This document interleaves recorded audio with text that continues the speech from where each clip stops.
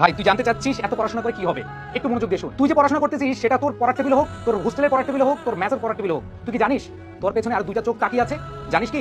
না জানলে একটু শুনে রাখ। তুই পড়াশোনা করতেছিস, তোর বাবা মায়ের দুইটা চারটা চোখ তোর দিকে তাকিয়ে আছে তাদের স্বপ্ন পূরণ করার।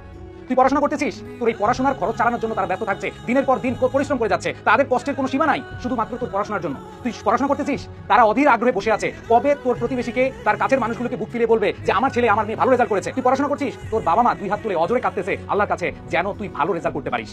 ভাই আর কি চাস? বাবা মাকে খুশি করার জন্য হলেও আপাতত পড়াশোনা কর। তারা যে তোর প্রতি বিশ্বাস করে এত এত কিছু করছে, তুই বিশ্বাসের মূল্যটা রাখার জন্য একটু পড়াশোনা করিস, ফাঁকি দিস না। বাবা মা এত কষ্ট করে তোদের খরচ চালাচ্ছে আর তুই মোবাইলে ফ্রেন্ডের সাথে নির্দ্বিধায় তুই চ্যাটিং প্যাটিং করে সময় নষ্ট করতেছিস, তুই আড্ডা দিতেছিস, এখানে যাচ্ছিস ওখানে যাচ্ছিস, ঘুরে বেড়াচ্ছিস। ভাই এখন না বুঝলে পরে কিন্তু ঠিকই বুঝবি। সো সময় থাকতে একটু বোঝার চেষ্টা করিস। এই যে এরকম কোনো প্রশ্ন করবি না ভাই পড়াশোনা করে কি হবে, প্লিজ কি হবে সেটার বিষয় না, এখন থেকে পড়াশোনা কর। তাদের জন্য একটু ভাব, এই চারটা চোখ দুইটা মুখ, তাদের মুখে হাসি ফোটানোর জন্য হলো পরিশ্রম করে যা ভাই।